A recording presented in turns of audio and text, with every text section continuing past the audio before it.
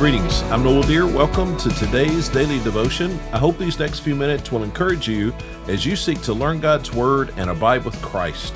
Our focus today is John chapter 2, verses 12 through 17. Now, yesterday we saw Jesus' very first miracle as he turned water into wine. Today, we're going to see Jesus and his disciples heading to Jerusalem, and, well, there's an extraordinary thing that happens there. Let's read. Verse 12. After this, he went down to Capernaum together with his mother, his brothers, and his disciples, and they stayed there only a few days. Now, from Cana to Capernaum was about 16 miles. Capernaum would become the home base, really, of Jesus' ministry. And as you read not only in the Gospel of John, but in the other Gospels, you see Capernaum mentioned often. That's the home base.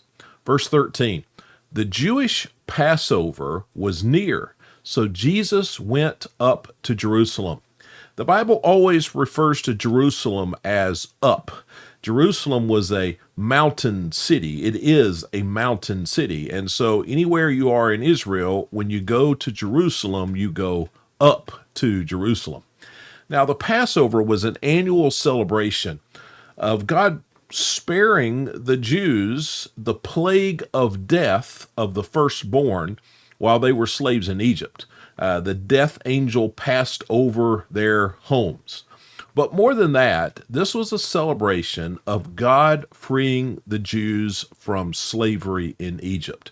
This was the final plague, and this is what changed things.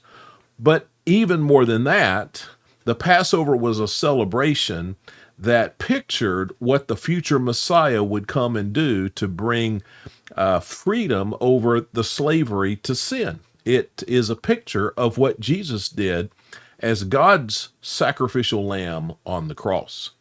Now, John's gospel mentions at least 3 different Passovers, maybe a 4th, depending on how you count them.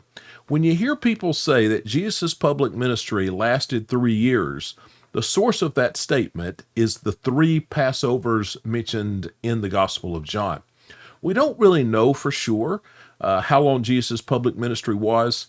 Scholars make really good arguments for 3 years based on these 3 Passovers. But some scholars suggest maybe 4 years or 5 years, and there are some good arguments for those times as well. Now, every adult male living near Jerusalem, he and his family attended Passover in Jerusalem, and they visited the temple. And they did that every year. And many, many people from all around Israel and even beyond would come in for the Passover. So Jerusalem was a very busy place, and this was a very busy time each year during the Passover.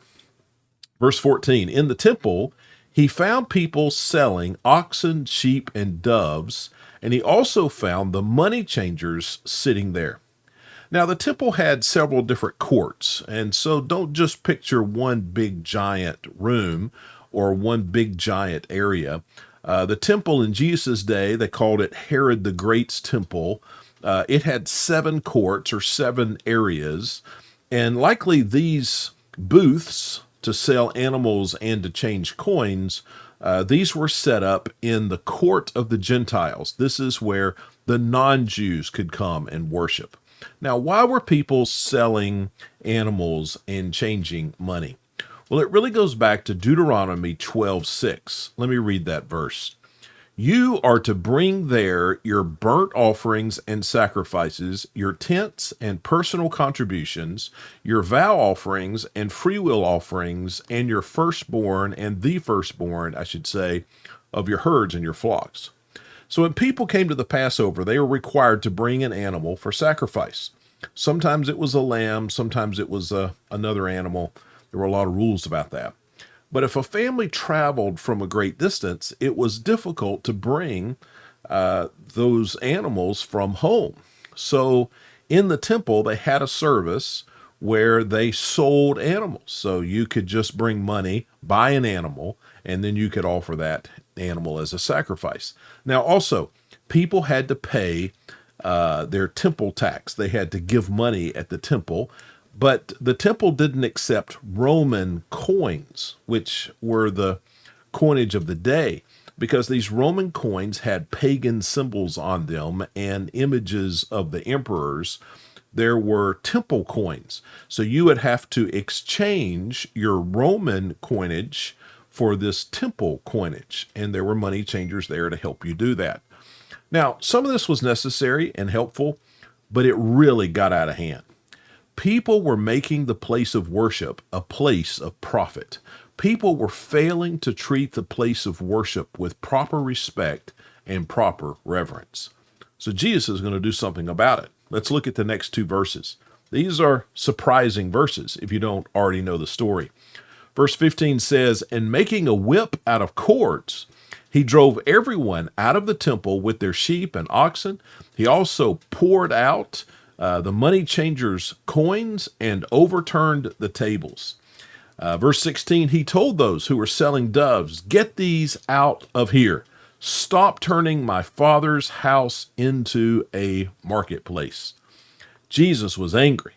And by the way, Jesus did this same thing again near the end of his ministry, and that's recorded in the other Gospels. But here, this is near the beginning of his ministry, and this is what he does.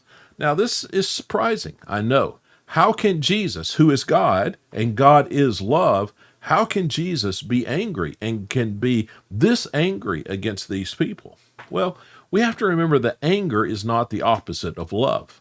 In fact, sometimes love demands anger.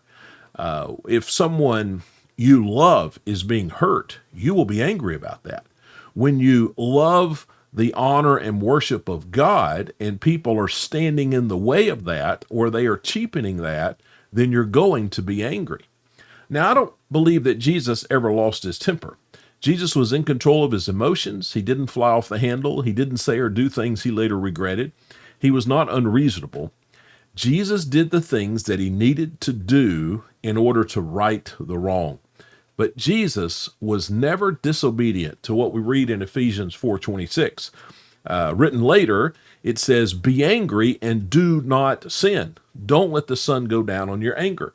And I don't believe Jesus ever violated that. So what's the difference between godly anger and ungodly anger? Well, I'll give you just three ways to tell. Number one, if it leads to sin, then it is ungodly anger. If your anger leads you to sin, it's ungodly anger.